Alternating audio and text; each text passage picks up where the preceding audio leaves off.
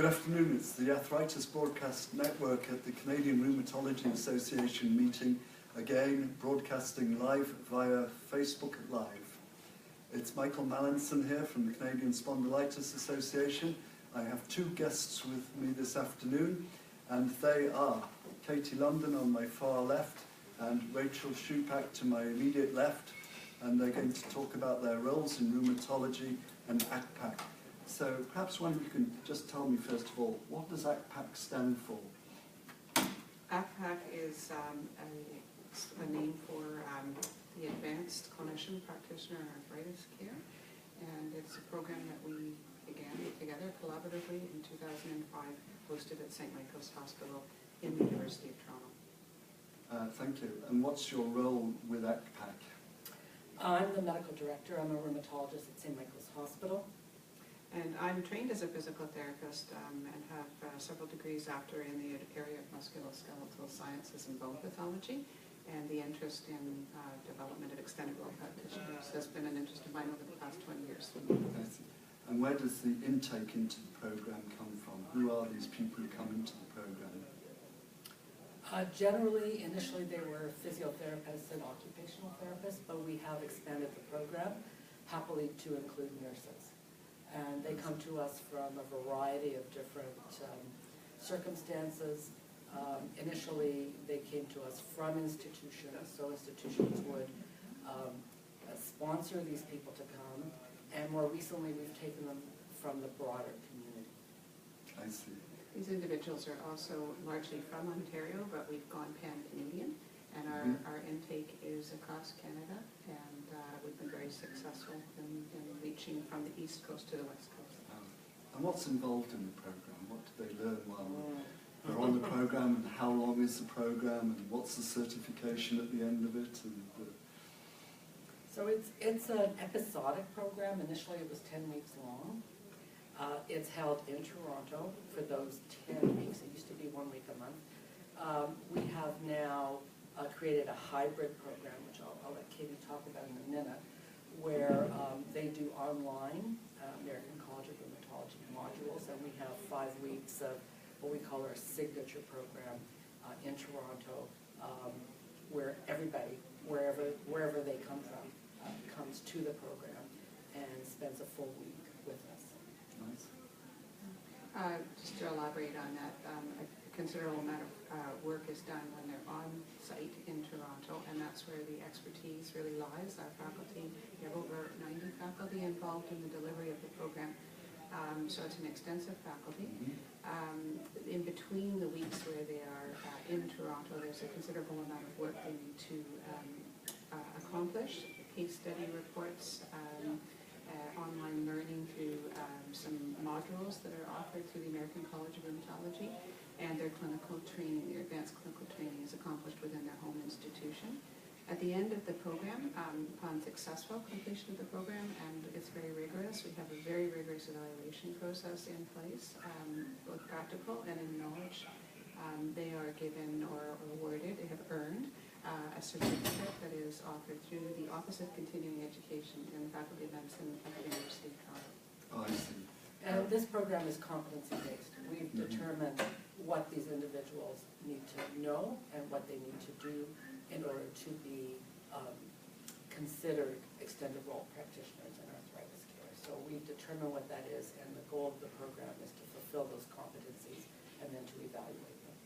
I see, and certainly from some of your comments, Katie, there must be a failure rate when you're talking about competencies and a very tough evaluation system. Yes, there is a tough evaluation system. They work very, very hard, and we have published to that effect. We've measured everything, both the trainee and the program, and looked at the outcomes so that we're ensuring a very competent program delivery and also a competent trainee at the end of program. Every single component of the curriculum is evaluated, and every single component they have to achieve at least 70% in order to be successful. Okay. And can you give me some stories about your graduates, what they get up to once they graduate from the program and go out into the community? We are incredibly proud of our graduates. They come in, they're mature people, they're 5 years post-entry to practice at least. They've done at least 2 years of musculoskeletal disease before they're even allowed to apply to the program, with some exceptions. Initially they came to us from institutions, they went back to those institutions. The LINs at one point supported a fair number of trainees to go back and do the hip and knee triage. We have, the Arthritis Society has been a very strong supporter of the program, and we've trained at least 10 ACPAC trained therapists for the Arthritis Society, and they're working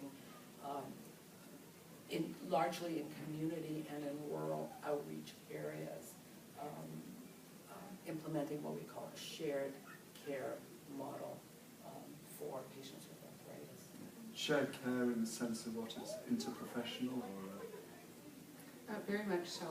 We have 62 graduates of our program since 2005. We have another 7 in training. Very popular program, but it is difficult to get into, so there is a high selection process.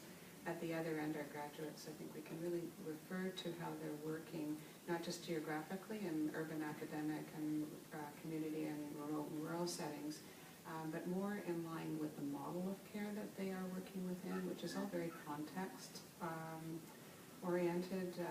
What's happening in Thunder Bay could be very, very different than what the needs are or the delivery system is in downtown Toronto. And we respect that, we know that, but we are trying to deliver a unified product to go out and work within that context of care. That can be through telehealth, it can be in a community-based model of care.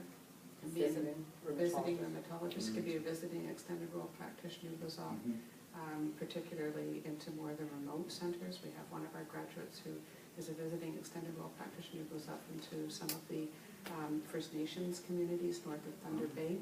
So it takes the lead from whatever the context of the community requires, but our graduate really goes out as a unified product. I don't think we can aim for standardized care. What we should aim for is care that's equitable. Yes. Okay. Very different. Yeah. Standardized and equitable are very different things. So people have access to the quality of care. Are those the reasons that motivated you to start the program? Well, for me as a rheumatologist, I think we have an aging group of rheumatologists. We have a wonderful rheumatology cohort across Canada. I think we have passionate, committed specialists. We are aging, and the gap in care is increasing. So we know that from 1996 to 2010, there was a 50% increase in the number of patients diagnosed with rheumatoid arthritis. Whereas in Ontario, whereas the number of rheumatologists has remained flat at 160. So increase in number of patients, flat rheumatologists. So that tells us that what we need to do is we need to look at a more interprofessional approach to the delivery of arthritis care. I see. And I would add that rheumatologists are a remarkable group of physicians, very collaborative. It's a very unique population. They're very open to sharing care, and I think that is it's an excellent opportunity to showcase how interprofessional delivery of care can work, and it does work in environments where it's conducive to do that. My interest was also, additionally to knowing that there was an increasing gap in care, but also about better utilizing existing human health resources, so that we weren't trying to create something new. We were adding on to the skills of people who already had ownership of musculoskeletal assessment skills, for instance. Why not grow them and optimize their scope of practice? Yeah. And so your graduates, when they're out there working in these institutions or in the community, where do their clients come from? Is it because they're working in a clinic, or is it because they're associated with a telehealth system, or? I think all of the above. In Sudbury, we have 2 traveling rheumatologists that work with an ACPAC therapist who screens, and the inflammatory arthritis patients are seen by the rheumatologist, and the others are diverted to care by more appropriate specialists. Telehealth, Jocelyn Murdoch just gave a talk where they have, she works with 17 different rheumatologists at one point, where it's a shared care model. And these patients are not coming to large cities. We are saving some money for the government for travel grants. And these patients are able to receive care in their own communities, which is, I think, a good thing. I think that's a good thing. Can I turn to the role of exercise? We've heard a lot about exercise and arthritis, both osteoarthritis and inflammatory arthritis. Your ACPAC graduates, is this something that they emphasise? And do they provide, shall we say, exercise planning that their patients can follow? I think that's the advantage of the cohort from whom we choose to come into the program, is that that is, in particular, physical therapists, their skill set that they come with. They are experts in therapeutic exercise prescription, occupational therapists as well in a certain paradigm, notably with upper extremity capacity. But that is certainly an advantage, that these extended role practitioners often go out wearing two hats. And that is a huge advantage to the patient, because they can take that extra time and deliver information that's useful to the patient. They're very, very strong in advocacy and education. Oh, that's wonderful. I'm just going to check, do we have any questions from the audience? Anita? So we have one.